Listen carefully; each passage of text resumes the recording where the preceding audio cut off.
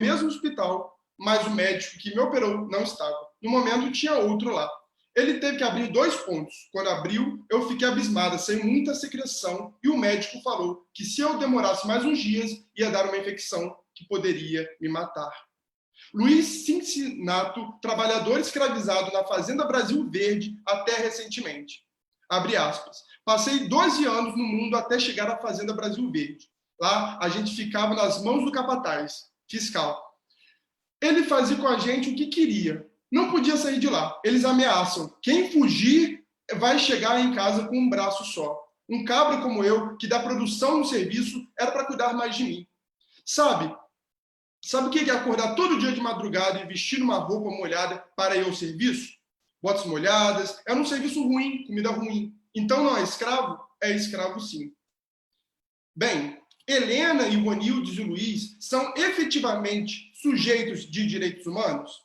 Vale ressaltar que Helena, Ivonildes e Luiz são exemplos dos quais representam milhares e milhares de supressões de direitos e da tamanha desumanização que nós, enquanto sociedade, produzimos diariamente a grupos bem específicos. O testemunho relata as condições degradantes e subhumanas trazidas através do modo pelo qual as nossas relações foram forjadas. Contudo, a discussão pertinente ao mínimo existencial, à dignidade humana e aos direitos humanos apenas fazem sentido se analisarmos os padrões modernos de humanidade. A provocação feita por Douzinas de quem são os humanos dos direitos é de extrema relevância para a compreensão das hierarquias de humanidade presentes nas relações de poder, de sujeição e de subalternização. O critério ser humano, embora ideal, não consiste no critério adotado pela modernidade para definir o ser sujeito de direitos humanos. Quem, então, realmente é sujeito de possuidor do direito para pleitear tutelas afetas à existência digna? Tula Pires diz que o padrão de normalização da condição humana eleito pela modernidade se relaciona ao modelo de sujeito soberano, de origem europeia, masculino, branco, cristão e heteronormativo. A nítida consequência desse perfil estrutural de poder, que se formou ao longo do tempo nas relações de trabalho, consiste primordialmente na subalternidade contínua desses grupos sociais, fora da normalização da atribuição de humano. O conceito de humanidade, então, foi calcado em padrões pré-estabelecidos, padrões estes de gênero, raça, sexualidade, religião, econômico, entre outros, que afastam a maior parte dos indivíduos em prol da sustentação e da perpetuação dos privilégios dos grupos dominantes, mesmo que, para tanto, haja anulação de muitas vidas. O que reconhecemos hoje como direitos humanos não compete efetivamente aos humanos, mas sim a uma projeção hierarquizada de humanidade. Definir e expor a desumanização ao longo do tempo consiste em evidenciar os sujeitos dos não sujeitos de direitos, visto que o padrão de humanidade, ora empregado, relaciona-se diretamente com o rol de garantias destinadas aos indivíduos. Se a linha de humanidade perpassa por esses aspectos fenotípicos, a lógica dos direitos humanos e as legislações são elaboradas para quem? Agora, já encaminhando para o final, as distinções entre os indivíduos, elas são nítidas. Quando se está na posição de privilegiado, obtém-se um tratamento sempre condizente com os parâmetros que estabelecemos da dignidade humana. Então, pertencer à classe dominante reflete um espaço de extremo conforto social, mas esse conforto ele é sustentado na negação literal de humanidade de muitos, como aqui exemplificados, de Helena, de Ivonildes e de Luiz. Eu sinto que a gente está no Titanic e o Titanic está afundando. E nós, os violinistas, continuamos teorizando, conjecturando cenários como se nada tivesse acontecendo. O evangelho de Jesus é subversivo, desobediente e protestante, em seu sentido mais literal. Não se conformar com as coisas desse mundo, como em Romanos 12, ao meu ver, não é uma lista de pode, não pode, é pecado, não é pecado. Não se conformar com as coisas desse mundo é não ficarmos acomodados com as inúmeras violências perpetradas cotidianamente sobre os nossos olhos e muitas vezes sustentadas pela nossa inércia. O racismo, a homofobia, o machismo são agressões estruturais que se sustentam nas vozes de muitos religiosos. Denunciar esses fatos é relativamente fácil, mas o que podemos fazer mediante o conhecimento desses fatos é que é a grande questão a ser discutida. O ódio está no púlpito, como bem traduzido pela Estação Primeira de Mangueira, porque, de novo, cravejaram o meu corpo os profetas da intolerância. A nossa defesa de direitos humanos inclui Helena, Ivonildes e Luiz. Como trabalhamos ou como podemos trabalhar a nossa fé e a nossa perspectiva de mundo para que os direitos humanos possam efetivamente abranger a todos? O cristianismo de hoje, dos mais conservadores aos mais progressistas, o que esse cristianismo faz para que não haja mais casos como o de Ágata Vitória, Jennifer Gomes, Cauã Peixoto, Cauã Rosário, Cauê Ribeiro, Kelvin Gomes, João Pedro, Rebeca Beatriz, Emily Vitória? Concordo com o Emicida quando ele diz: enquanto a terra não for livre, eu também não sou. Esses questionamentos não são retóricos e eu quero e estou aprendendo com vocês. Muito obrigado.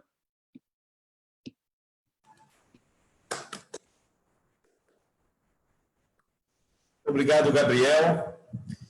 Nós estamos com um painel fantástico, né, de várias colocações.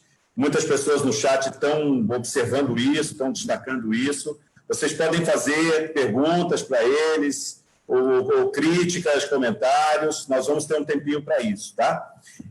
Em relação ao Facebook, né, a gente teve dificuldade de fazer a conexão com o Facebook, mas agora já está sendo transmitido. Se vocês têm aí alguma comunicação com outras pessoas, podem compartilhar, mas não na página, como foi divulgado, do Coletivo Memória e Utopia, mas aqui no arranjo que fizemos agora, na página da Magali Cunha, tá? Se vocês entrarem lá, Magali do Nascimento Cunha, está sendo transmitido lá, e aí vocês podem compartilhar com outras pessoas, tá bom? Mas nós estamos super satisfeitos, que nós estamos aqui com quase 60 pessoas, porque temos casais que dividem a câmara, de forma que estamos aqui com uma comunidade super legal para um seminário, para um evento dessa natureza, ok? Então, nós vamos ouvir agora a colega Suzana Moreira. Ela é residente do Rio de Janeiro e é mestranda em Teologia na PUC do Rio de Janeiro. Então, Suzana, fique à vontade para acrescentar outros pontos da sua trajetória de vida, suas reflexões. Muito obrigado. Obrigada, Cláudio. Queria agradecer também a fala do Bruno, da Débora e do Gabriel. Eu estou muito honrada de estar aqui, de ver tanta gente querida. Isso que o Cláudio falou, né, de ser uma comunidade. Eu sinto comunidade como família, né, de serem pessoas que estão nessa mesma caminhada e de entender essa relação tão intrínseca dos direitos humanos com o nosso discipulado, né, como seguidores de Jesus Cristo. Eu venho, né, quero falar um pouquinho sobre o meu contexto para daí vocês entenderem os pontos que eu vou trazer aqui. Eu sou católica, venho de várias gerações de famílias católicas, de classe média alta. Quando eu decidi fazer teologia, por várias questões, sempre foi meio diferente, mas quando eu decidi fazer teologia, eu nunca tinha ouvido falar de teologia da libertação. Vim, então, todo de um contexto bem diferente, mas que, pela formação que eu tive junto à minha família, meus pais sempre se preocupavam muito da gente ler a Bíblia em família, interpretar a Bíblia em família. Isso, para mim, fez com que fosse muito natural entender a pertinência das lutas da libertação, né? E o quanto que falar de direitos humanos tem tudo a ver com o cristianismo, não tem como ser algo de mimimi, como o Bruno estava falando, né? E, além desse breve contexto aí da minha vida, uma coisa que eu queria falar também, eu tenho uma coisa com datas, e dia 10 de dezembro é muito especial para mim, porque é aniversário da minha mãe, e eu sempre achei muito simbólico de ser também o Dia dos Direitos Humanos, e isso junto com o fato de que o meu aniversário é no Dia Internacional da Mulher. Então, eu sempre trouxe essas coisas para mim, conforme eu fui aprofundando a teologia e me envolvendo mais nessas questões. eu trouxe essas coisas como inspiração para a caminhada, né, de acreditar numa missão. Eu faço parte também do Movimento Católico Global pelo Clima e de uma rede de teólogas e cientistas da religião feministas que chama de Teo Mulher. E daí eu quis mencionar essas duas coisas porque eu acho que uma das minhas preocupações que eu queria trazer assim para esse diálogo é sobre o quanto que eu acho que a gente ainda esquece que para falar de direitos humanos a gente tem que falar também de direito da terra. Eu tem várias coisas que passaram pela minha cabeça assim de como que eu poderia trazer esses pontos que eu tenho para compartilhar com vocês, mas uma das coisas que ficou no topo da minha listinha assim tratando sobre essa questão do racismo, né? Que o Bruno e a Débora já trouxeram muito. A gente sabe que existe esse racismo estrutural, que isso fere diretamente os direitos das pessoas negras, dos corpos negros, né? E realmente, é direito para quem? Né? Quem é esse humano legitimado que ganha a possibilidade de ser e existir e que é garantido o direito de ser e existir, né? E quando a gente fala desse racismo estrutural, a gente fala pouco do racismo ambiental. Falar de direitos da terra é se conscientizar, né, de que quem é que mais sofre com as consequências da devastação da natureza? São as pessoas periféricas, são as pessoas mais vulneráveis, né, e que as pessoas mais periféricas, estatisticamente, são também as pessoas da pele que não é branca, né, e a maneira como as cidades são estruturadas são também reflexo desse racismo estrutural. Ainda mais aqui no Rio de Janeiro, né? A gente vê nitidamente a diferença que existe, né? De como o espaço público é pensado, de como o transporte público é pensado para beneficiar o centro da cidade, a zona sul, enquanto isso, as outras áreas da cidade sempre se veem mais limitadas, né? Pensando também aquilo que acontece todos os anos, que são as chuvas, que causam as enchentes, que causam os deslizamentos, que mais afetam são as comunidades, são as regiões periféricas, e ainda assim é algo que se repete todos os anos, porque não é colocado como prioridade, né? Pensar nessas questões ambientais como algo intrínseco também à garantia dos direitos humanos para todos, especialmente quem é mais privado desses direitos. E um pouco relacionado a isso também, eu queria falar sobre a questão dos direitos reprodutivos. Um assunto tão delicado e, né, tão ainda tabu dentro do cristianismo. Eu digo que é relacionado também à questão dos direitos da terra, porque ano passado me marcou muito ouvir um relatório do IPCC sobre as maneiras como cada pessoa individualmente mais pode diminuir a sua pegada de carbono no ecossistema. E daí tem aquelas coisas básicas que todo mundo sabe, né? Reciclar, trocar as lâmpadas para lâmpada de LED, evitar usar transporte individual, tentar usar mais o transporte público, essas coisas assim. E no topo da lista das melhores formas de evitar, né, de diminuir a sua pegada de carbono, estava, eu não lembro a ordem agora, mas estava evitar voos transatlânticos, ter uma alimentação à base de plantas e ter menos filhos. E daí, por isso que eu queria, né, dizer que eu acho que essa questão dos direitos reprodutivos está também intrinsecamente relacionada aos direitos da terra. Porque quando a gente fala de direitos reprodutivos, né, as pessoas que estão acostumadas com um discurso mais conservador automaticamente pensam só na questão do aborto, nesse discurso de um pró-vida que também remete um pouco àquela questão que o Bruno estava perguntando, né? É pró-vida para quem?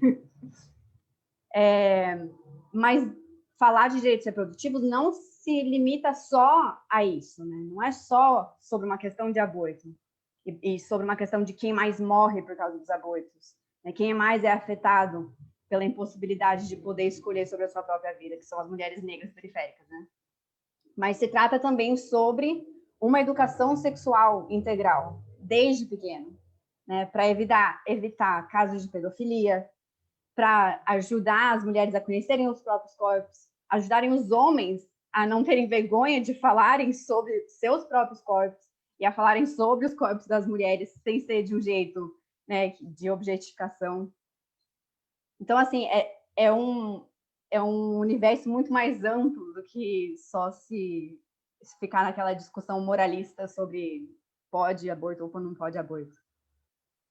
E uma última questão também que eu queria encerrar a minha fala é para focar nessa questão da utopia, que eu acho que é um tema que ainda está muito distante da nossa realidade hoje. A gente vive uma sociedade muito cética, né? E eu acho que a gente ainda tende muito a isso quando a gente se depara com essa realidade em que a gente vive, né? Esse desgoverno brasileiro, e essa realidade no mundo inteiro de um movimento neoliberal que cada vez mais cresce, esses fundamentalismos que cada vez mais crescem.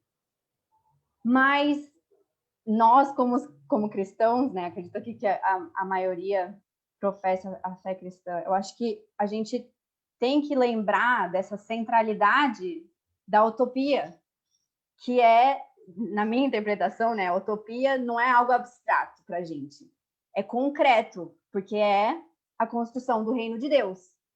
Jesus Cristo já nos deu a garantia do reino, e a gente tem a missão de construir ele aqui agora. E ainda mais nesse tempo agora de advento, eu acho que falar sobre isso é falar sobre a esperança da nossa fé, que é a razão da gente continuar teimando em ser cristão, mesmo nesse momento tão, né, problemático e com representações tão não cristãs e que se dizem cristãs. E eu acho que, falando então sobre essa utopia, que faz parte da nossa certeza da nossa fé, essa certeza da nossa esperança, que é concreta, é falar sobre momentos como esse aqui, de diálogo entre diversas gerações e de pessoas que se preocupam sobre isso. É entender a importância e o alcance de momentos como esse. E de saber que existem pessoas assim, né? Eu acho que a gente talvez deveria fazer um exercício diário de lembrar quantas pessoas a gente conhece que estão trabalhando nessa luta pelos direitos humanos, né? Cada vez mais eu encontro pessoas que também estão nesse caminho. E isso me enche de esperança. Cada vez que eu vejo mais uma criança baleada, mais um caso de estupro que, né, cai na mídia e todo mundo acha que não pode abortar porque não sei o quê. Essas coisas que são extremamente angustiantes, ou até mesmo quando eu me deparo, né, o quanto eu me beneficio pelo racismo estrutural, por ser branca, por ser, né, da classe média alta ainda por cima. Todas essas coisas que enchem de angústia e dá aquele embrulho no estômago, a gente tem que fazer o exercício de cultivar a nossa esperança, de lembrar, né, que a gente não está sozinho nessa luta pelos direitos humanos. Então, a utopia ela está sendo construída, ela não é um destino, ela é algo que já é presente, já está acontecendo, porque ainda existe pessoas trabalhando por essa utopia. Então, esses eram os pontos que eu queria trazer, gente.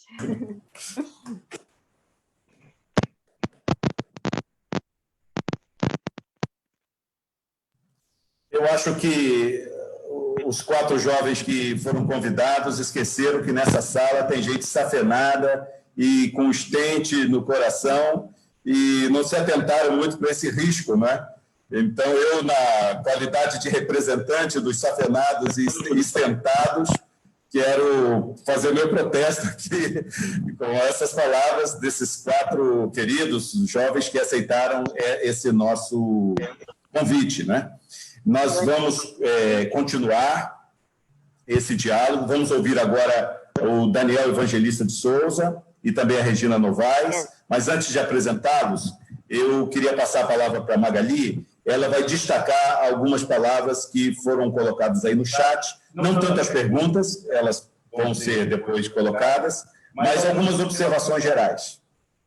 Gente, ó, o debate e a conversa no chat está muito boa, né? Eu vou destacar aqui algumas coisas para quem não pôde verificar. O Rafael Oliveira, da Koinonia, ele precisou se retirar para uma outra atividade que está acontecendo agora ao mesmo tempo, ele ficou um pouco aqui, e ele escreveu: excelente iniciativa. A Declaração Universal teve contribuição de protestantes, os mesmos que se uniram para fundar o Conselho Mundial de Igrejas. O racismo cultural, ele diz, expõe a escrotidão da cultura colonialista presente no cotidiano, nas instituições, nas escolhas políticas do Estado. Mulheres pretas como a Débora e como a Maria do Oriente Médio têm muito a nos ensinar. Obrigada pela sua luta e resiliência, Débora. Eu tenho que sair, boa iniciativa. O João Gabriel diz, ótima pontuação, Rafael. É importante analisar também o apoio que os grupos neopentecostais têm dado a ideologias contrárias aos direitos humanos. E o Gabriel diz que é excelente a fala da Débora. A Deise Gomes dá parabéns ao coletivo Memória e Utopia. Em tempos de guerra, precisamos andar amando. Falando em Deise Gomes, está aqui presente, aniversariante da noite, né?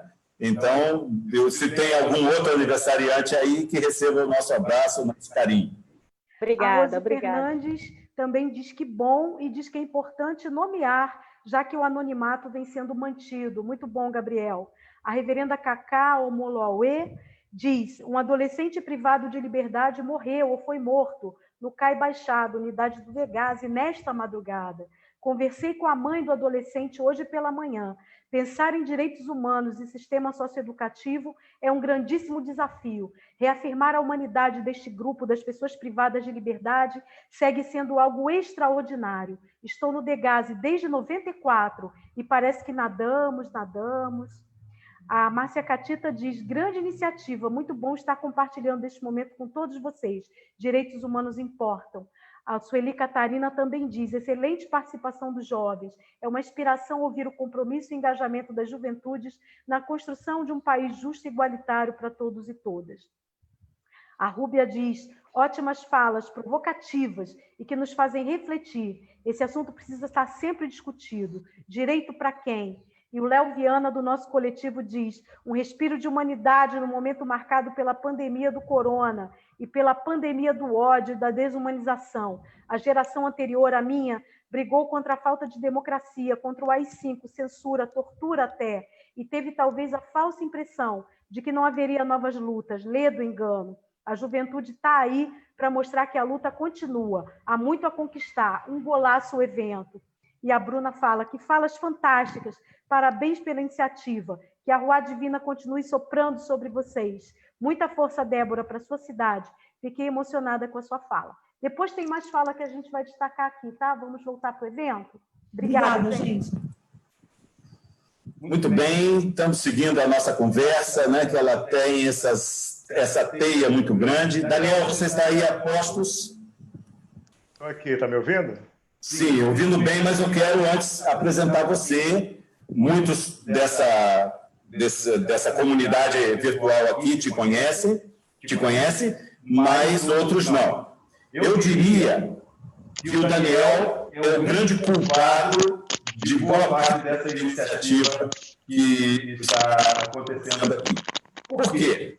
Porque ele, na Igreja Metodista, no final dos anos 70 e início dos 80, assumiu no estado do Rio de Janeiro a tarefa de ser o orientador da juventude, dos adolescentes, na verdade, né?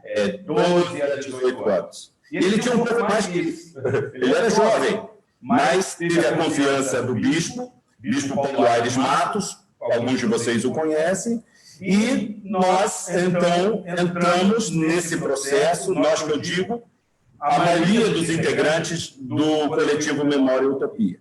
E ele fez um trabalho excelente, eu acho, porque senão não estaríamos aqui, e continuou a sua trajetória como educador, professor da rede pública, também assessora a espetáculo, que trabalha com educação artística, e ele vai também acrescentar outros pontos da experiência dele, tá bom? Nós estamos muito felizes de ouvir o Daniel, ele é morador de Duque de Caxias, em Mantiqueira, né? E com você a palavra agora, Daniel. Nós não vamos ver a carinha dele pela conexão, mas vamos ouvir com atenção.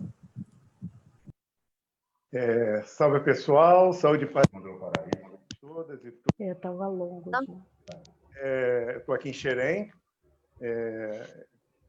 Cada vez mais eu me admiro com essa tecnologia principalmente nesse ano, né, em que a gente tem usado demais esses veículos, só que eu ainda não consegui usar adequadamente esses veículos. Descobri que eu não tinha Zoom no meu notebook agora, antes do evento, mas eu peço desculpas. Eu quero agradecer às amigas e amigos da vida toda do Memória e Utopia, agradecer o convite. Eu estou honrado de estar aqui junto com Bruna, Débora, Gabriel, Suzana, querida Regina, de histórias, muitas histórias. E eu estou emocionado de ouvir os relatos, principalmente no momento, como eu sou membro da Igreja Metodista, a gente tem vivido muitas tristezas. Eu tenho 67 anos. E eu acho que com 67 anos você pode falar qualquer coisa, porque as pessoas, ele tem 67 anos, coitado.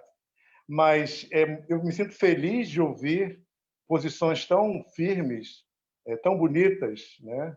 E num momento em que religiosamente eu não vivo, eu não compartilho. Você! Ouvindo tudo. Então, ouvir esses jovens colocando essas posições, para mim, é muito emocionante. Quando eu recebi o convite, eu lembrei de uma história, porque eu só fui ter acesso realmente à Declaração Universal dos Direitos Humanos quando eu entrei no seminário Metodista César da Costa Filho, lá no meados da década de 70. Até então não tinha, eu era um jovem ativo, criativo, informado culturalmente, artisticamente, mesmo morando em Xerém. Mas politicamente era zero, né? Então a nova teologia eu não tive acesso, fui ter acesso no seminário. Eu fui ter acesso à Declaração Universal dos Direitos Humanos no seminário metodista César da Costa Filho, aqui no Rio de Janeiro. E aí eu coloquei para mim um propósito, como eu sempre trabalhei com adolescentes, juventudes, toda a minha vida, desde adolescente, eu coloquei um propósito que a partir daquele momento eu teria como meta, assim, como base, trabalhar a questão dos direitos, que eu acho que era importante compartilhar, ouvir sobre essa questão com a juventude. E eu vivi uma experiência, eu sempre trabalhei em projetos, além de trabalhar ligado à igreja, eu sempre trabalhei em projetos de juventude, em ONGs e projetos mesmo que eu era convidado a participar. Um deles, que me deixou profundamente, e eu não sabia que isso tinha me marcado tanto. E eu fui lembrar disso a partir do momento que eu recebi essa noite aqui com vocês. Foi que em 2001, 2002, eu fui convidado para participar de um projeto do SENAC, que era capacitação de artesãos cooperativados e associados à região dos lagos. Então, a minha contribuição era trabalhar essa formação artística, enfim, sensibilizar, dar ouvido, né? E aí eu trabalhei com vários grupos ligados a associações e cooperativas em organização. E aí, no dia, isso ficou muito claro, no dia 1º de setembro, no dia do atentado das Torres Gêmeas, eu estava em Araruama. E aí o coordenador daquela região me perguntou: Daniel, você gostaria de dar aula de artesanato e artes para um grupo de jovens na cadeia de Araruama? Eu nunca imaginei, nunca pensei que eu teria essa oportunidade. E não tinha nenhum preparo para isso. E eu, ousadamente, falei: não, eu quero, vamos lá. E o que era a delegacia? Não sei como é que é hoje. Naquele momento, o que era essa delegacia de Araruama? Era uma delegacia de passagem, em que jovens pobres, classe média, eram encarcerados nessa delegacia, esperando ou algum encaminhamento, ou algum julgamento, ou alguma transferência para uma penitenciária, ou enfim. E esses jovens, alguns ficavam uma semana, outros ficavam meses, e até quase um ano, esperando o encaminhamento da justiça em relação aos atos que eles cometeram. A maioria era questão de consumo e tráfico de drogas, ou pequenos furtos, e estavam ali todos juntos dentro daquela cadeia, né? E muito precário, né? E aí, no primeiro dia que eu fui, levei meu material, havia um espaço interno em que todas as celas abriam a porta para esse espaço. É aquela situação, né? Eram 15, 10 jovens dentro de uma mesma cela, né? Com poucos beliches, enfim. E aí, durante uma semana, eu colocava meu material sobre aquela mesa grande no meio do pátio e distribuía todo aquele material que eu tinha e comecei a transmitir o meu conhecimento e compartilhar e ver as possibilidades de produção que eles teriam. Alguns observaram de longe, no primeiro momento, outros já chegaram e sentaram, alguns já tinham alguma habilidade. E aí, aquilo me surpreendia porque, primeiro, eu nunca me imaginei dentro de um pátio de celas, sozinho, porque a partir do momento que eu entrava naquele espaço, o portão era trancado, e eu fiquei ali dentro. E aqueles jovens sensíveis e conversando, no segundo dia já estavam confidenciando, no terceiro dia já estavam passando bilhete para mim, com telefones e mandando recados para um pai ou uma mãe, ou uma companheira, um companheiro, que eles não conseguiam ter contato. E aí, aquilo, para mim, hoje, eu me emociono muito porque foi a experiência mais importante que eu tive na minha vida como educador, arte educador, que eu vivi.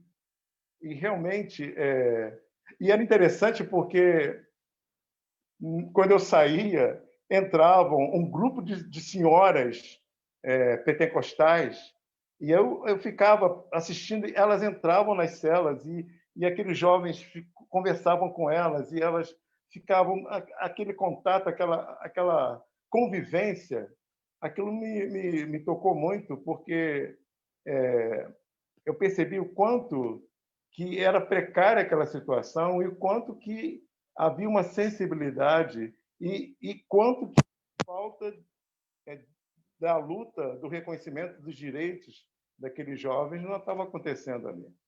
Um delegado muito simpático, os policiais muito solícitos e tal, mas você via que aquilo era uma situação em que o fato de entrar um educador para dar aula e aquelas senhoras pentecostais para ouvir, aquilo para mim foi uma experiência marcante e que me marcou nesse sentido, de como que aqueles jovens não tinham ouvido, não tinham fala, né? E começaram a se expressar nas funções deles naqueles dias. Alguns guardaram, não tinham de guardar, muitos me deram, passavam para mim o que eles produziam, na esperança de que eu pudesse mandar para alguém ou guardar, enfim. Era parte da vida deles que estava naquele produto. E essa questão dos direitos passa também por essa questão do conhecimento de que são seres humanos e que têm saberes e que têm sensibilidades, independente do que aconteceu ou da experiência que tiveram, e que ali e estar ali com eles e viver aquela situação com eles e poder contribuir, de alguma forma, para aquela situação ser menos opressiva, injusta, hoje, para mim, foi a experiência mais marcante. Não sei das histórias, não sei o que aconteceu.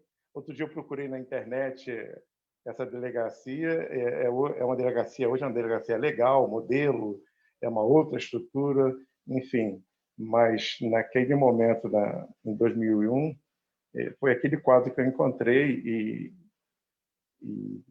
que me fez lembrar e achei interessante compartilhar e saber que jovens, ainda hoje, vivem essa situação pelos relatos que o Bruno fez, o Gabriel, Suzana e a Débora, continua. Assim, esses jovens, eles são presos, eles são torturados, são machucados, são desrespeitados, e a situação continua a mesma. Mas existe a esperança, existe a utopia, né? Existem esses jovens que lutam e que não se calam, e isso nos motiva a acreditar e ter esperança. Obrigado.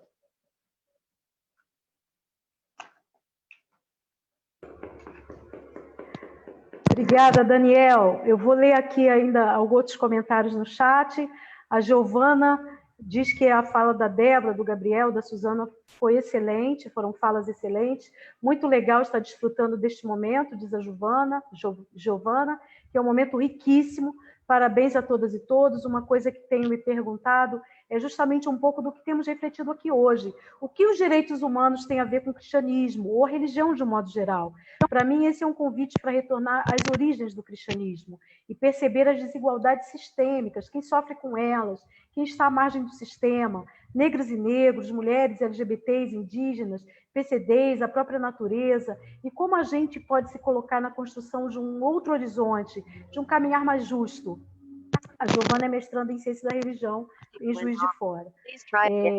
O Bruno Nogueira também agradece a Giovana por essa fala, diz perfeito, é um desafio para ser revolucionário voltando às origens. A Samara Santana diz, a utopia é algo concreto. E a Rúbia Campos diz, muito bom, criamos nessa utopia, esse momento aqui é ímpar. A Rafaele Paz diz a utopia virando realidade. E a Ana Lu Rosa dá aí um destaque para o Daniel, nosso eterno e queridíssimo conselheiro. É emocionante ouvir o Daniel após esses jovens, pois me lembra o quanto tivemos desejo de mudar o mundo, o quanto achávamos que avançamos e o quanto retrocedemos nesse conjunto. Entretanto, a mesma esperança e força que tínhamos, encontro e reconhecimento na fala destes jovens hoje aqui, memória e esperança. E a Rosemary Rodrigues diz, salve Daniel, era nosso líder, nosso conselheiro, nosso eterno carinho, estamos aqui, muitos por sua intervenção em nossa história. E a Kathleen Fernanda diz, já tive a oportunidade de participar de uma live com o Daniel, sobre juventude pelo CEBI. Gratidão pela oportunidade de ouvir todos vocês, em especial ele. O Brasil sem racismo é uma utopia, a meu ver, ainda. A Márcia Catita diz, a Márcia que é irmã do Daniel, vale dizer, esse encontro, além de tudo, é um encontro de amor, de sonhos, de esperança e de luta. O Daniel é referência para muitos de nós. Salve Daniel, irmão e amigo. Muito bem, muito bem. Estamos na etapa final desse painel. Nós vamos ouvir agora a professora Regina Novaes. Ela é professora visitante na Unirio. Ela é integrante do ISER, já presidiu a instituição, uma instituição de grande renome na área da pesquisa e da interação dos estudos de religião e da sociedade. Ela também acompanhou o Conselho Nacional de Juventude, ela pode nos dizer depois exatamente que papel ela teve naquele momento tão significativo, e é uma satisfação muito grande tê-la mais uma vez conosco. Os que participaram no encontro de março devem se recordar que ela integrou o painel da manhã, nos trazendo uma belíssima contribuição em diferentes aspectos, especialmente dos desafios da cultura. E esse tema da juventude é algo que a Regina sempre traz para nós em outras conversas, né, dizendo temos que ouvir temos que aprender, temos que saber o que está acontecendo, né? E nós somos muito gratos por ela ter aceito mais esse convite nosso. Ela é do coletivo Memória Utopia, assim como o Daniel também. E eu diria, assim como essa turma toda que está aqui, eu acho que vocês podem dizer isso, né? Nós somos integrantes do coletivo Memória Utopia. Regina, muito obrigado por participar desse diálogo. A palavra é sua. Boa noite a todos e todas. É um grande prazer. Eu quero começar agradecendo ao Cláudio, à Magali, ao Daniel e todos os outros amigos que eu vejo aqui conosco.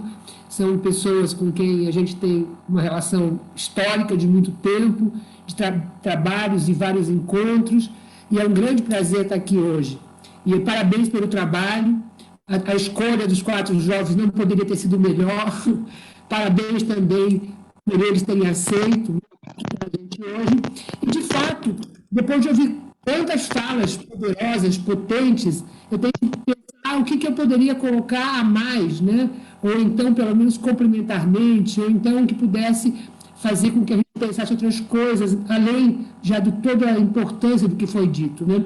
Então, como o Cláudio falou, em 2005, 2004, eu participei de um grande projeto que foi pensar a Política Nacional de Juventude e tive na implantação dessa política como secretária nacional de Juventude adjunta e também presidente do primeiro Conselho Nacional da Juventude, né? Mudei para Brasília, deixei minha vida acadêmica com muita esperança de implantar alguma coisa que ficasse, né, para a juventude brasileira, a partir de pesquisas, de muita escuta de muitos jovens. E é sobre isso que eu quero falar com vocês hoje, porque eu acho que é esse ponto que poderia complementar essas belíssimas exposições que nós ouvimos hoje. Então, eu queria falar 2 pontos. Um primeiro ponto, eu queria falar sobre o Estatuto Nacional da Juventude, né? Estatuto da Juventude, que foi, na verdade, instituído em 2013, depois das grandes manifestações, mas ele já havia sido discutido por movimentos sociais, enfim, sendo colocado por coletivos juvenis, etc., e depois da manifestação de 2013 ele foi sancionado pela presidenta Dilma. E o segundo ponto que eu quero falar é sobre o que significa a perspectiva de juventude, que a gente fala quando está falando na juventude como um sujeito de direitos. Então, o primeiro ponto importante a falar é que o Estatuto ele foi pensado numa junção entre os direitos de cidadania e os direitos humanos. Na verdade, ele é mais um recurso legal, mas aonde você já considera o que é ser jovem hoje, né, o que já está instituído legalmente e o que você pode fazer a mais para pensar na condição juvenil atual, da qual muitos aspectos foram falados aqui. Então, o Estatuto da Juventude, ele é esse encontro, né, de direitos que foram sendo instituídos em várias gerações. Uma geração de direitos vai provocando a outra. E aí você vai tendo, então, a legislação. Alguém pode perguntar, o que importa ter o Estatuto da Juventude se nós temos uma Constituição Federal de 88, a chamada Constituição Cidadã, que na verdade, nem é cumprida? Que adianta você ter Declaração de Direitos Humanos e ter um hiato entre a vida social e aquilo que está escrito, né? Eu acho que, de fato, o primeiro ponto é a gente saber que existe um fosso, um hiato grande entre o país legal e o país real, né? E eu acho que todas as falas do Bruno, da Débora, do Gabriel e da Suzana mostraram esse hiato, né? Esse fosso. No entanto, nós sabemos também que existiram algumas, e o Gabriel sabe mais do que todo mundo sobre isso, porque trabalha com direito, você tem uma referência, né, em termos daquilo que é instituído no Estado, pode se transformar num instrumento de luta. Então, é nesse sentido que eu queria falar sobre o Estatuto, sabendo que ele não está sendo cumprido, ao contrário, no momento atual ele está sendo esquecido, ele está sendo, na verdade, calado, né? Mas eu acho que um papel importante seria dizer para a juventude que esse estatuto existe e usá-lo nos nossos trabalhos, nos trabalhos que vocês desenvolvem, nos diálogos com os jovens, como um ponto de referência importante. Então, o estatuto ele tem 11 direitos, né? E esses direitos, se vocês forem analisar, eles juntam justamente direitos de cidadania, direitos humanos, numa junção muito interessante e coisas específicas da juventude hoje. Então, o primeiro direito é o direito da participação. Enquanto o Estatuto da Criança e Adolescente começa com a proteção, o da juventude começa com a participação. Ou seja, é impossível você falar de direitos da juventude sem pensar que o jovem tem que opinar sobre isso, tem que estar presente, tem que estar representado. Então, o primeiro é da participação. O segundo, já vai falar em trabalho, em estudo. Isso é uma coisa muito importante em escola, porque as escolas, na verdade, para essa geração, houve um divórcio entre escola e mundo do trabalho. Vocês sabem muito bem que as pessoas estudam e não conseguem trabalhar. Os jovens de hoje têm mais estudo do que seus pais e mais dificuldade de inserção no mundo do trabalho. E isso cria um sentimento muito importante, que é o medo de sobrar, medo de não encontrar um lugar na sociedade, medo de não ter o primeiro emprego e ser despedido. Tem toda uma questão do desemprego, de não encontrar lugar, que tem a ver com o sentimento específico dessa juventude. O mundo do trabalho é restritivo e mutante. Ele expulsa o jovem e ele, no mundo de hoje, e é preciso a gente entender outras formas de se aproximar do mundo do trabalho e pensar o desemprego juvenil como uma coisa muito forte, muito importante, que vai, na verdade, vai repercutir toda a vida social. Então, primeiro, a participação. O segundo, a educação nos tempos atuais, que a gente poderia depois discutir, mas não vai dar tempo hoje. O terceiro, mundo do trabalho. E o quarto direito tem muito a ver com o que vocês falaram hoje, sobre a questão do racismo, sobre a questão das discriminações e dos preconceitos. Porque o Estatuto da Juventude fala do direito à igualdade e à diversidade. E é muito importante esse ponto, porque ele coloca, não se trata, não é possível falar em democracia, não é possível falar em direito hoje se você não junta igualdade e diversidade, e o direito à diversidade. Ou seja, é essa articulação que pode permitir cidadania. Não há igualdade se você não reconhece a diversidade. E num país como o nosso, tão marcado pelo racismo, como foi colocado por todos os que me antecederam, é muito importante pensar que falar em juventude é falar em morte da juventude negra, é falar em armas, é falar em polícia que é corrupta e, ao mesmo tempo, assassina os jovens negros da maneira que nós conhecemos, né? Então, eu acho que o quarto direito, quando junta igualdade e diversidade, ele coloca a coisa de uma maneira diferente do que outros estatutos colocaram, né? Então, por quê? Porque a diversidade, onde você tem justamente as questões raciais, as questões de gênero, as questões das deficiências, a questão do local de moradia, que é muito importante a ser colocado e foi colocado também pelos jovens, né? Ela retroalimenta as desigualdades sociais.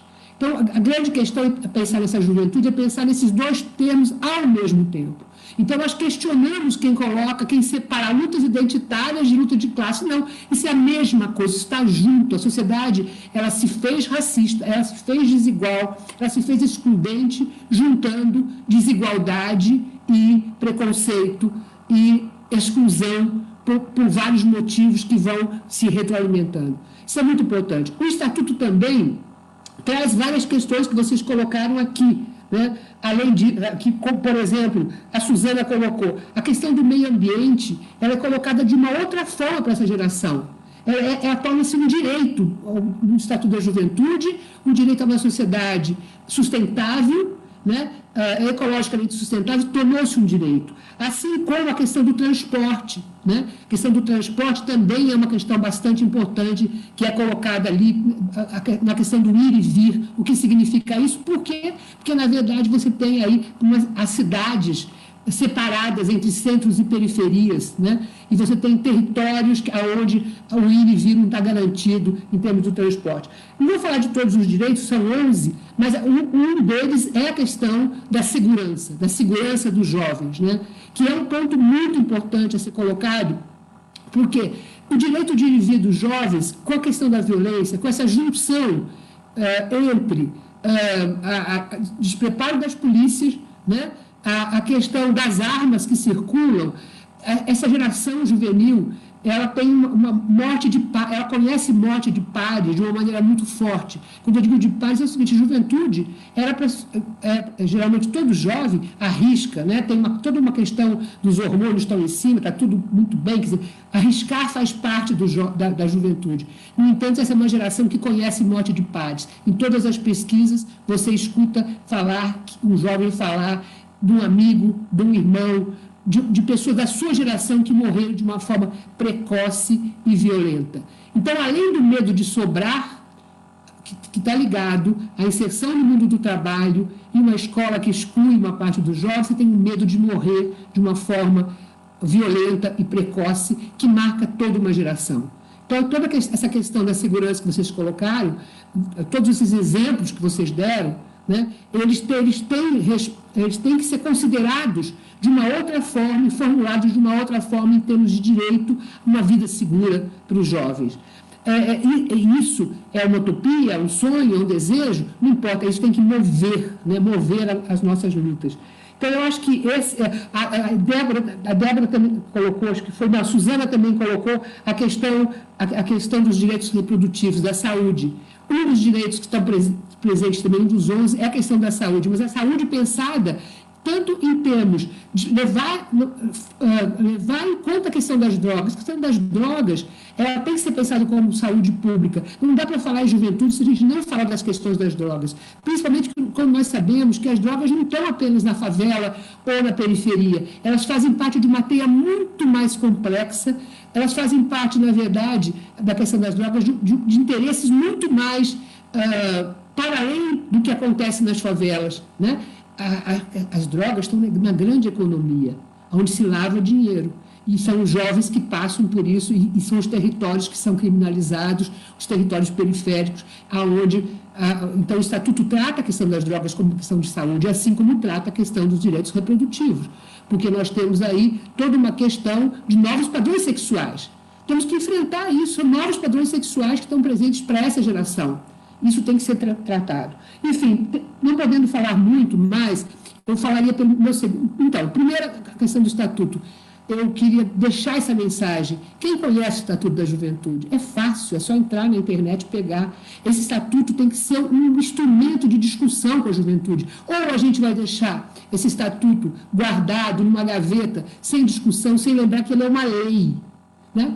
Tudo bem, a gente sabe que isso não resolve, mas isso ajuda. Conhecer o Estatuto da Juventude é pensar direito de cidadania mais direitos humanos traduzidos para a questão de uma geração juvenil, né?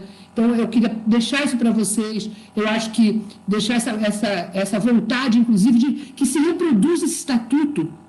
Algumas pessoas estão fazendo, fez 5 anos no ano passado, aí reproduz o Estatuto, distribui o Estatuto, discute o Estatuto. E vocês estarão discutindo essas questões de uma perspectiva dessa geração dos seus problemas.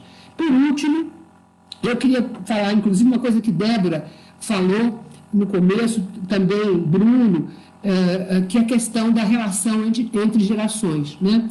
Que quando a Débora colocou a questão da ancestralidade.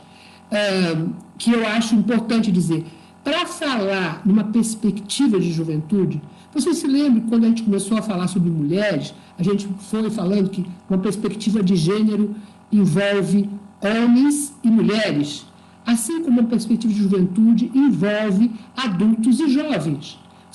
A questão da juventude é tão central que ela tem que envolver outras gerações também. Então, a perspectiva de juventude, ela exige 2 diálogos. Ela exige escutas mútuas de diferentes tipos. Uma primeira é essa escuta intergeracional, por isso que eu lembrei do que foi colocado em termos de ancestralidade. Ou seja, os jovens de hoje, e eu acho que todos os 4 que falaram foram brilhantes nesse sentido, eles têm que saber que não estão começando do zero, que não estão inventando a roda. O que eles têm hoje, que eles conseguem, é porque tem uma história de conquistas sociais difíceis, com ganhos e perdas, com avanços e retrocessos, mas que tem a ver com luta de outras gerações, né? Então, o diálogo intergeracional é aquele que o jovem puxa os fios da história e percebe o que foi acumulado ao longo do tempo, né? E percebe que falar em direitos humanos, falar em direitos de cidadania, falar do Estatuto da Juventude é falar de produtos de lutas sociais, de embates, de buscas, né? Então, ou seja, os jovens têm que reconhecer os adultos e as suas lutas sociais. Mas, por outro lado, os adultos também têm que saber que só sabe quem é jovem hoje. Existem sentimentos, existe uma forma de estar no mundo que eu posso estudar muito juventude, estudar, eu não vou sentir igual, porque eu vivi a juventude num outro momento. Então, os adultos têm que saber também escutar a juventude, como é que ela se coloca nesse mundo, que sentimentos, essa exclusão, essa forma de se colocar, esse medo de sobrar, esse medo de morrer, esse medo de se sentir desconectado, ele é sentido pelo jovem. Então, escutas mútuas entre jovens e adultos são urgentes, né? E, por último, também gostaria de falar com os 4 jovens, e aí provocá-los um pouco, para terminar, sobre uma escuta intergeracional, dentro da própria geração. Por que isso? Porque muitas vezes a gente vê a beleza desses jovens e esquece de dizer para eles que existem outras juventudes que não tiveram as mesmas chances, que não tiveram as mesmas possibilidades de ser crítico, as mesmas possibilidades de se colocar no mundo da maneira que vocês se colocam. E aí, então, muitas vezes, os jovens também reproduzem preconceitos. Então, aquela ideia de abrir o diálogo com alguém, no caso vocês são metodistas, católicos, com aqueles que estão sendo discriminados como pentecostais, como se fossem burros, como se fossem ignorantes, né? Como se não tivesse nada a dizer. Ou então, se você gosta de funk, você separa o que gosta do rap. Ou então, essa segmentação inteira. Claro que eu acho que religião e política exige paixão, e paixão tem um certo sectarismo. Mas a gente tem que fazer a segunda pergunta, tem que ouvir os outros jovens. Então, o perigo e a provocação que eu teria que fazer no final é o que a gente tem feito para ampliar o nosso circuito. O que nós temos feito para ampliar o nosso diálogo. Como se faz para ultrapassar certas respostas de primeira pergunta que apenas, fazem com que você não perceba outras possibilidades de diálogo dentro da própria geração. Então, é isso, gente, que eu posso falar para vocês, que faz parte um pouco da minha atual, dos meus estudos e da minha militância também. Porque, de fato, eu acredito muito na nova geração, eu acho que vocês não são maioria, mas as minorias têm um papel na sociedade e têm uma responsabilidade. Eu digo, vocês não são a maioria da sua geração, vocês 4, mas vocês têm um papel, uma responsabilidade de fazer coisas melhores do que a minha geração fez, em termos de juntar lutas pela igualdade e pela diversidade, inclusive ultrapassando certos preconceitos que estão tão enraizados e que nem sempre são só aqueles do racismo, mas são também, muitas vezes, um preconceito iluminista que diz com quem você pode conversar e com quem você não pode conversar. Essa é a minha provocação, e tenho certeza que vocês sabem fazer esses diálogos que eu apontei aqui. Obrigada. Obrigada, Regina. Uma riqueza aí, viu, gente? A gente não pode sair dessa noite aqui do mesmo jeito que a gente chegou, viu? Uma riqueza, as 6 falas, somadas aí à riqueza das conversas que estão acontecendo no chat. Eu vou destacar mais algumas observações aqui. O Marcos Matos, né? Marcos é advogado, trabalha no Paz e Esperança Brasil, doutor em Direito e trabalha com direitos humanos. Ele diz: não tem mais carceragem em delegacias nas capitais. Os presos vão direto para o presídio. Incrível relato, Daniel. A Conjuve teve um grande impacto, o Marcos diz também sobre a Conjuve, né? A Conjuve teve um grande impacto nas juventudes religiosas no século XXI. Foi incrível participar da construção das PPJs nessa época. Foi transformador, não apenas para cada jovem ali, mas também para as organizações religiosas que construíram ali, a ABUB, a Rede Fale, a Rejum, e até grupos como Jocum e Juventude Batista passaram por lá. Me lembro do dia que fomos pelo Conjuve entregar o estatuto para o Congresso. Quem nos recebeu foi a parlamentar mais jovem, até então eleita para o Congresso, a Manuela Dávila. A Rosemary Rodrigues diz: ouvir a juventude nos renova, nos energiza para continuar a nossa caminhada. E o João Gabriel, ele quer pontuar mais alguma coisa, e ele faz uma fala aqui muito interessante que eu vou ler para vocês. Obrigada, João Gabriel. A luta pelos direitos humanos tem que priorizar a perspectiva antirracista. A classe trabalhadora do Brasil é preta. Grande parte dos ataques de intolerância religiosa são destinados às religiões de matrizes africanas.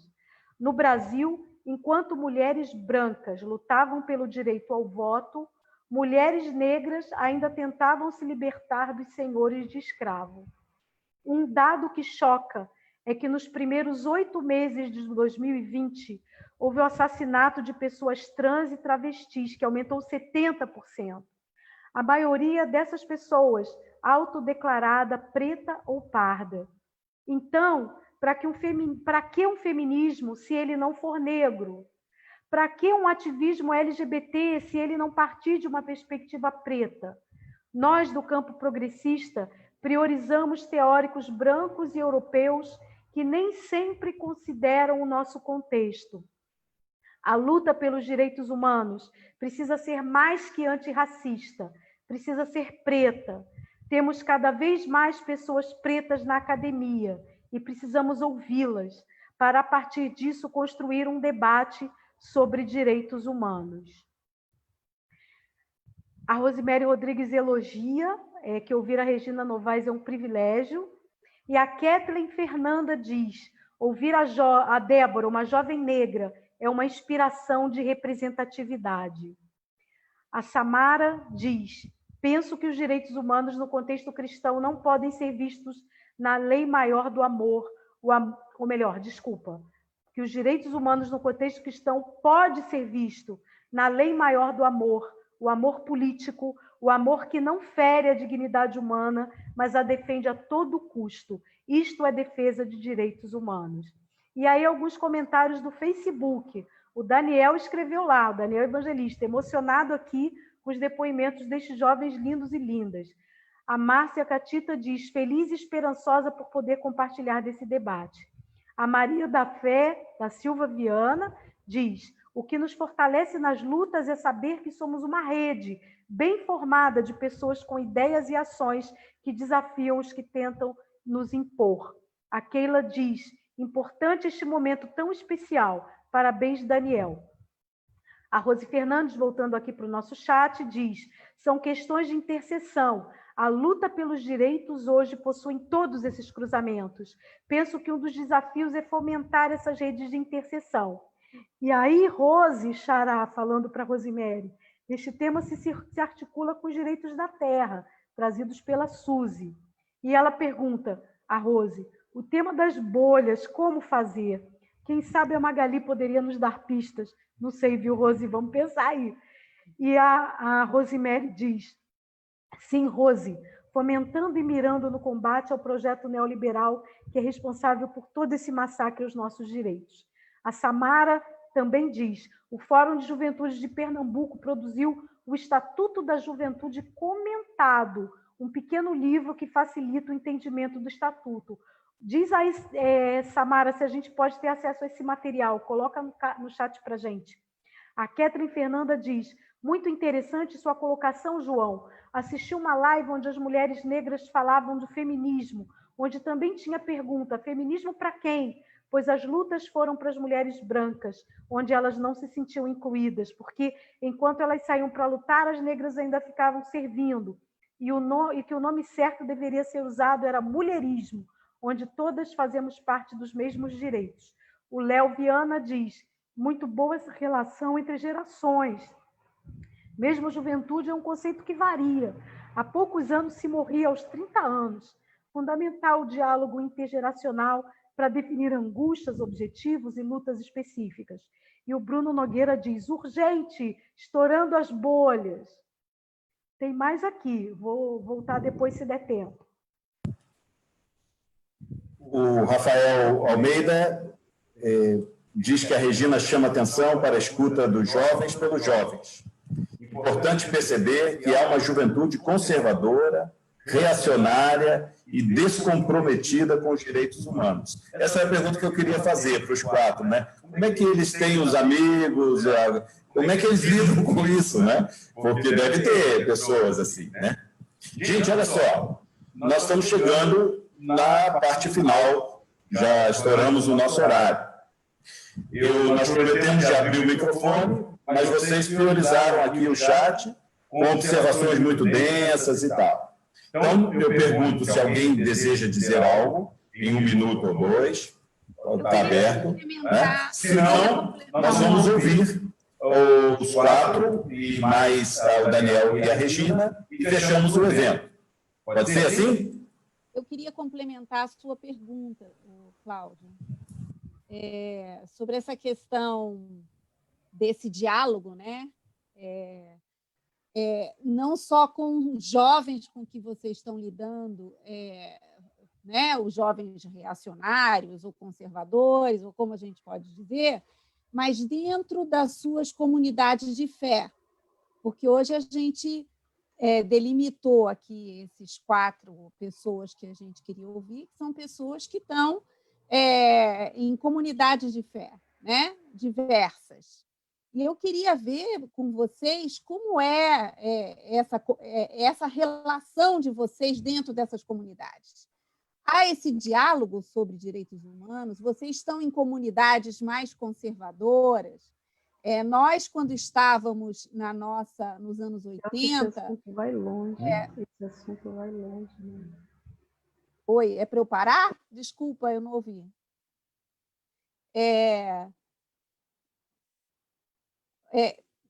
Desculpa, eu perdi. Nós tínhamos um grupo fechado, quer dizer, uma bolha que estava atuando numa igreja, mas era uma igreja que estava tendo diversos estímulos muito bacanas para aquela época, que estava discutindo essas questões que perpassavam pelos direitos humanos e por uma nova democracia, né? Quer dizer, que a gente estava buscando isso aí. Como vocês hoje, dentro dessa comunidade diversa, essa comunidade de fé contraditória, etc., etc. Eu queria ouvir vocês com base nessa questão dos direitos humanos. Obrigada. Desculpe, não era para você interromper você, não. O comentário aqui foi que esse assunto é complexo e ele vai longe, ou seja, ele demanda de nós uma conversa permanente e os outros aspectos também. Muito obrigado, Mônica. Então, a gente vai ouvir a Rosa, do Levante, é isso? Deixa eu ver aqui. Rosa, isso mesmo. E depois da Rosa, então, a gente termina. Pode ser? Pode ser assim? Termina essa rodada e a gente ouve as considerações finais. Bem rápido. Primeiro, me chamo Rosa Amorim, sou do Levante Popular da Juventude, do estado de Pernambuco, moro no Recife. Primeiro, queria muito agradecer, né, essa importante iniciativa, logo no dia de hoje, né, do coletivo Memória e Utopia. Eu acho que esse momento, né, é um momento de pensar os direitos humanos, que nos é historicamente negado, principalmente a nós jovens, né, que vivemos as principais contradições, né, e a grande maioria vive as amarras desse sistema opressor, né, opressor pelo capitalismo, pelo racismo, pelo patriarcado, pelo patriarcado, e nesse momento eu acho que a gente tem que colocar racista e intolerante. E nesse momento de pandemia, essas desigualdades sociais elas estão mais escancaradas ainda. Então, esse momento de enfrentamento às desigualdades, né, de todas as práticas desumanizadoras, requer para nós assumir agendas proativas, né, na direção de promover a justiça, a igualdade, a liberdade. E isso, nós, principalmente do Levante, a gente acredita que tem que ter uma saída coletiva. Queria terminar com isso, assim. A organização rumo, né, desse processo utópico que a gente quer construir passa também por um processo de organização dessa juventude. E nesse momento, inclusive, em que as únicas saídas que o capital, coletivas que o capital apresenta para a gente, ou é o tráfico de drogas, ou é a igreja evangélica.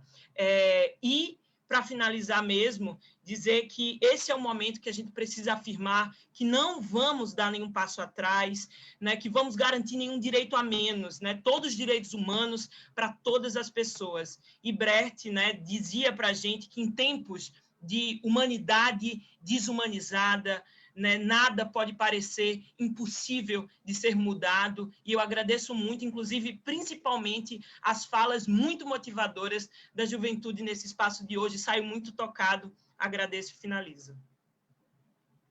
Muito obrigado, Rosa. Outra Amorim, né? Tivemos a Débora Amorim, a Rosa Amorim, lá de Pernambuco, né? Que bacana. Então, olha, nós temos 15 minutos, vamos dividir igualmente para o Bruno, a Débora, o Gabriel, a Suzana, o Daniel e a Regina nessa ordem, tá bom? Então, daí 2, 3 minutos para cada um. Eu sei que vocês não vão poder responder todas essas questões, mas priorizem e façam as suas considerações, por favor.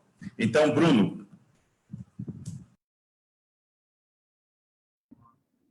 O tempo urge, mas vamos lá. Muito feliz saindo aqui com o coração quente. Eu acho que é essa esperança que é a principal válvula para a gente. De tudo que a gente falou, e as falas permearam muito do direito humano, do direito à vida, nas suas diversas etapas. E aí eu acho que, para a gente sair com compromisso, a gente sai com aquela articulação. A partir disso, o que a gente faz? E eu trago a reflexão da posição do Estado nessa manutenção de direitos humanos, nessa promoção de direitos humanos a partir de políticas públicas, de regulamentações, que é o que o Estado deveria fazer. E aí eu trago alguns acontecimentos, assim, cronologicamente, que estão acontecendo na nossa sociedade. Por exemplo, nessa semana, o imposto para a compra de armas vai ser diminuído no Brasil. Esse é um ponto. As políticas públicas de tratamento de HIV, tratamento a política do CAPS, do RAPS, toda a política de saúde mental, a gente está sofrendo, e eu estou lutando contra isso enquanto psicologia, para o não desmonte dessas políticas públicas de saúde mental e de saúde de uma forma geral, de promoção de vida e garantia, redução de danos, e foi falado de drogas aqui. Então, são políticas de direitos humanos que estão sendo desmontadas, desmanteladas, e a gente precisa combater isso. Eu acho que quando a gente sai daqui nesse compromisso de cobrar do Estado que ele tenha políticas públicas e ações que não atinjam os direitos humanos e sejam contra a vida, mas sim que de fato sejam pró-vida e promovam os direitos humanos.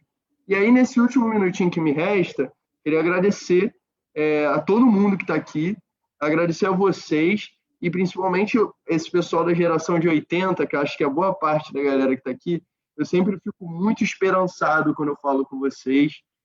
Vocês lutaram por muita coisa e conquistaram muita coisa, e muito da nossa luta é a continuação da luta de vocês, já foi falado. E uma frase que eu digo muito, e conversando, como eu falo com a bolha, como eu falo com a galera que eu discipulo, como eu falo com meus alunos de escola dominical, hoje eu sou professor de escola dominical, e eu levo esses temas à luz da Bíblia. Então eu tive a escola dominical domingo, foi Todas as Vidas Importam, e a gente conversou um pouco de muitos temas que a gente falou daqui, e o que eu digo muito para eles, lembrando e olhando para a geração de vocês, é que hoje a gente precisa ser tradicional, no sentido da palavra de voltar à tradição, voltar ao que as pessoas pensavam na época de vocês. Porque eu vejo que ser tradicional nos dias de hoje é um ato revolucionário. E fica uma outra reflexão, que a gente vê qual deve ser o propósito da igreja. E a gente aqui, todo mundo, eu vejo, as falas todas foram cristãs, predominantemente o propósito da igreja é ir ao encontro do outro, cuidar do outro. E a gente vê para a sociedade que o propósito da igreja talvez não esteja sendo esse. Eu vejo muito uma igreja brasileira que tem buscado se tornar o clero do século XXI. E talvez um projeto de poder em igreja, novamente, voltando, um projeto de poder em nome de um rei que abriu mão da sua glória, é uma obra hipócrita. Então, para promover direitos humanos, talvez seja um caminho a gente fugir dessa obra hipócrita e buscar estar ao encontro do outro. Passei um minutinho aqui, peço perdão, mas muito alegre, Obrigado, muito contente. Bruno. Muito obrigado. E a questão que a Mônica colocou, você respondeu muito bem, que nos dá a esperança, né, de ver que o trabalho está acontecendo. Muito bem, obrigado. Débora Amorim. Olá, vou fazer minhas considerações aí finais, mas antes eu quero responder a Mônica rapidinho, acho que vou usar o meu tempo para te responder como é que essa juventude, né, é um desafio estar dentro das comunidades hoje, de fé, das instituições religiosas, é um grande desafio, mas é necessário a partir do verbo ouvir. Eu tenho dito que o grito de ordem é ouvir, ouçam as pessoas, para que a gente consiga disputar em respeito essas pessoas. Porque foi assim que o atual governo fez num período aí, né? Ele foi se construindo para chegar onde chegou. Então, acho que a gente tem muito que aprender, né? Principalmente a nossa geração tem dificuldade de ouvir pessoas para que a gente consiga se organizar coletivamente, porque problemas complexos requerem saídas coletivas. Minhas considerações finais também vai muito também na último Twitter, né, da Marielle. Quantos mais vão ter que morrer para essa guerra acabar? E também, junto a essa pergunta da Marielle, que ela fez o Twitter no sábado, e na quarta-feira, quem morreu pelo Estado foi ela. Quero trazer Lamentações de Jeremias 3, 24, 21. Quero trazer à memória o que pode me dar esperança. Para finalizar, o poema, né, que norteou a minha vida quando eu era do movimento estudantil, que foi pela alegria vivemos, pela alegria combatemos e que a tristeza nunca seja ligada ao nosso nome. Gente, é isso. Boa noite. Obrigado, Débora. Gabriel Cardoso. Bem, queria iniciar falando a respeito desse vácuo entre a realidade e a legislação, que a Regina muito bem apresentou, e dizer que, assim, apesar de termos agora o Estatuto da Juventude, garantias de direito é o que não falta. Nós temos a Constituição, a Carta de Direitos Humanos, o Pacto de São José da Costa Rica, uma das legislações mais descumpridas no Brasil, que é o ECA, ou a Lei de Execução Penal. E, então, o que não falta são as garantias. Isso me faz um pouco cético sobre a solução vir por meio do direito. Para mim, apesar de ser um estudante de direito, um futuro advogado, criminalista, tudo, eu não vejo uma mudança estrutural, substancial, vindo por meio do direito. Efetivamente, não. Então, tem a produção legislativa e tem a execução de políticas públicas, que eu acredito que seja um aspecto mais relevante por meio das políticas públicas já existentes e outras de distribuição de renda. Né? Primeiro, defender as que existiram e que ainda existem e fortalecer a distribuição de renda dentro da lógica do capital. Ao meu ver, esse é o caminho. Bem, outra provocação que a Regina fez e que é uma coisa muito delicada, pelo menos para mim, eu vou tentar ser o mais breve possível, é com relação à escuta intrageracional. Porque a gente falar em... Isso é incrivelmente difícil. Porque a gente falar em ouvir o outro, mas é um outro que parte de premissas semelhantes do que a gente. Agora, ouvir uma pessoa que, ainda mais dentro da religião, assim, que não compartilha nem dos valores fundacionais, assim, os valores fundantes, que você parte para estabelecer um diálogo, ou seja, defender políticas e perspectivas de morte, eu acho muito difícil. E então, aí vem o o advento da bolha, né? Que a bolha tem essa questão do fortalecimento enquanto grupo, mas também tem a questão da exclusão e cada um fica na sua bolha sem discutir. Então, realmente, eu não sei responder, é uma dificuldade que eu tenho, e partindo mais ou menos do que a Mônica e a Rosa expuseram, eu não sei o que é mais prejudicial na sociedade, se é a igreja evangélica ou o tráfico de drogas, efetivamente.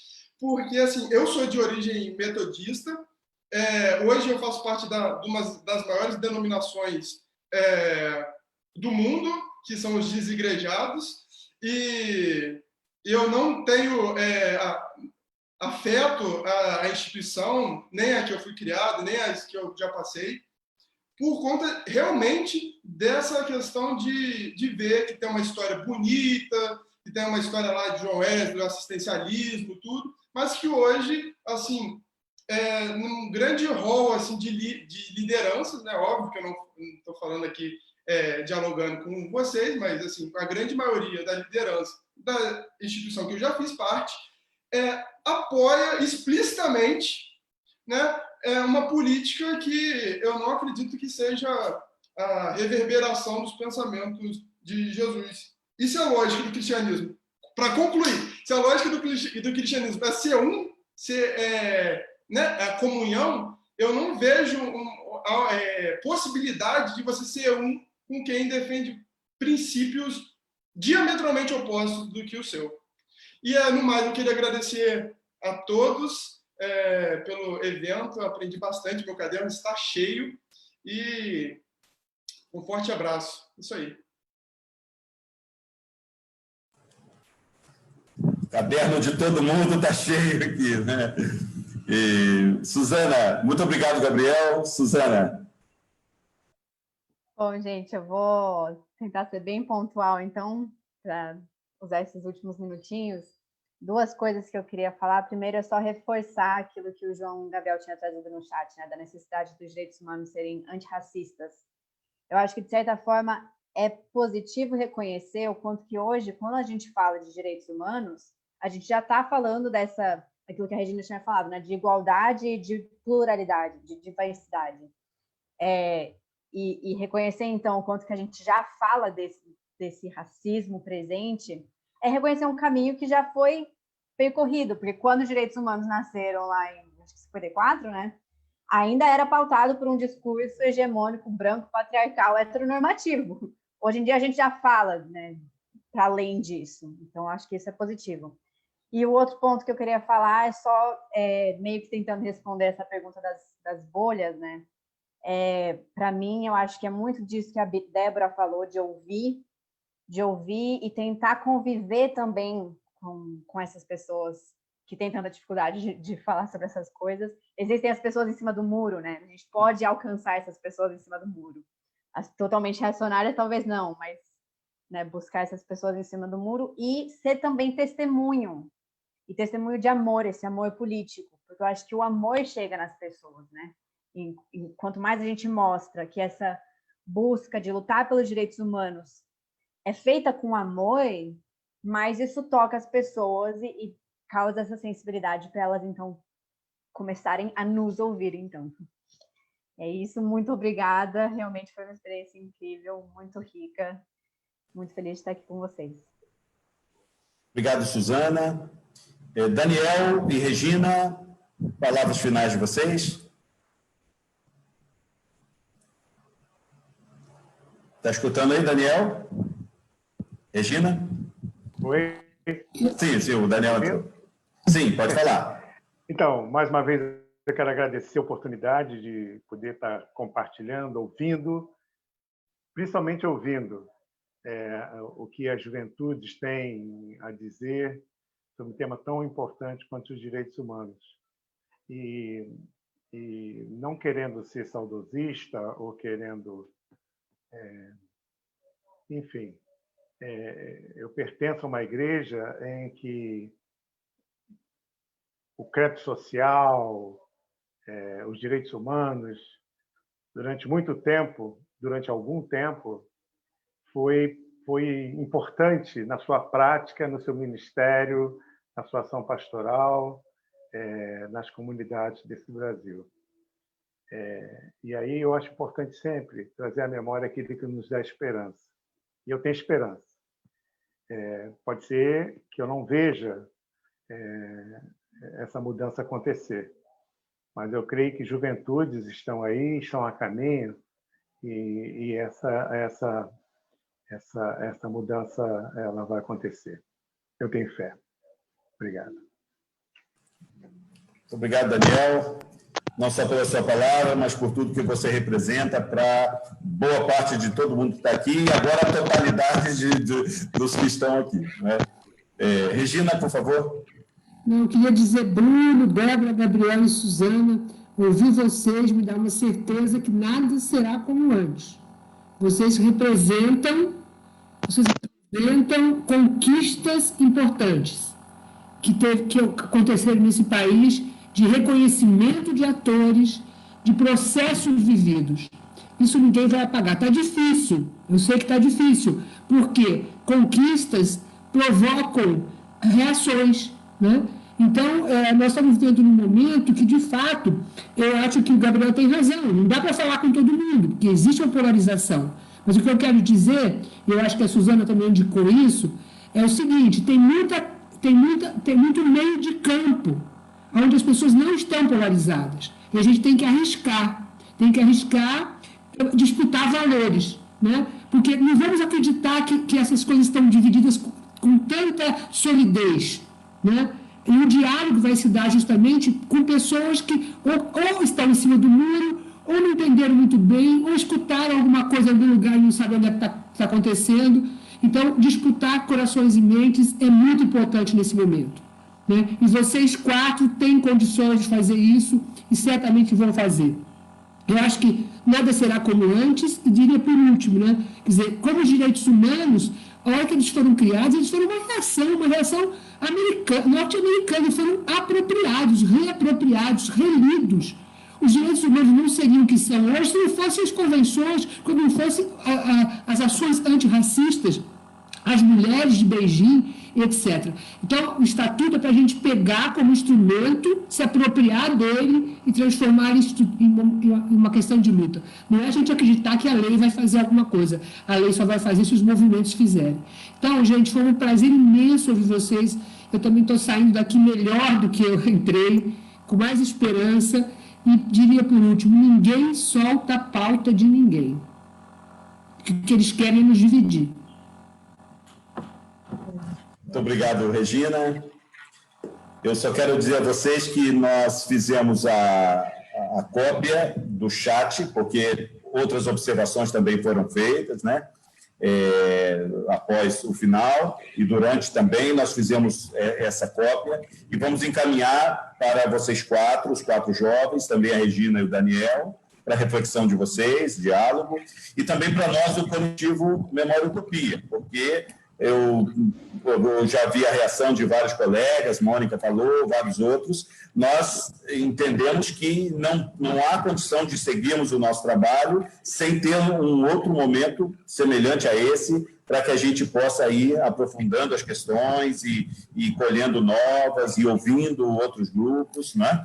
Porque eu acho que foi o que nós vimos nessa noite, né? Uma agenda, uma pauta para o 2021 em diante, assim como no encontro que fizemos com a temática das questões em torno das mulheres, com a teóloga Ivone Gebara e Magali Cunha, também saímos dali com uma lista bastante grande de tarefas e encaminhamentos, né? Então, nós contamos com vocês até para montar isso, porque eu acho que isso é tarefa coletiva, como foi falado aí, né? O Léo está dizendo aqui, sugerindo, quem desejar esse chat, né? Faça contato com a gente e a gente pode encaminhar, né? Manda um e-mail direitinho e a gente pode socializar com todo mundo, tá bom? Já agradecemos no início a participação dos convidados, né? Não só os que falaram, mas os que participaram o tempo todo. Nós tivemos aí, nessa plataforma, 55 pessoas, temos que ter os casais, é difícil de contar, né?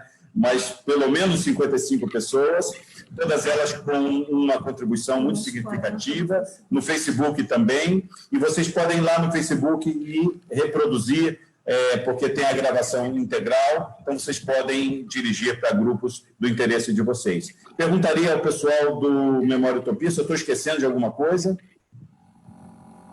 Não, está tudo direitinho. Então, se liguem aí na nossa página do coletivo Memória Utopia, os cards, né? Sim, diga. Era só para lembrar que em breve a gente vai lançar um vídeo, vamos anunciar um vídeo contando um pouco dessa história. Quem esteve lá no evento lembra que nós falamos um pouco sobre isso. Mas logo, logo vai sair um vídeo quentinho falando dessa nossa experiência. Fiquem ligados. Muito bem lembrado, Mônica. Fiquem atentos aí e depois divulguem um material de muito boa qualidade, que é uma síntese de algumas questões do seminário de março, que realizamos em março. Eu acho que todo mundo podia abrir o microfone aí e falar, dar um tchau assim, falar boa noite, oi. Ninguém vai entender nada, mas fica bacana, né? Eu gosto dessas coisas. Né? Valeu, gente. Muito bom. Abra uma imagem aí que eu vou tirar uma foto. Tirar foto. Bruno, abre a imagem aí. Abre a câmera, abre a câmera. Revelação, Cacá, revelação. A Luísa aí, olha a Luísa aqui. Muito bem, toda elegante. Gente, valeu mesmo. Bem quietinha, mas eu estou acompanhando, maravilhoso. Tchau, gente. Valeu, gente. Muito bem. Obrigada. Muitíssimo obrigado. Hein? Que se cuidem. Quem quer o próximo encontro aí? Levanta a mão. Quem quer o próximo encontro? Eu faço isso na igreja. Quando tiver o próximo, eu quero convite também. Obrigada, gente. Boa noite. Obrigada, gente. Tchau, Oi. Ótimo estar com vocês, gente. Beijo, obrigado. Obrigada. Boa noite. Beijão.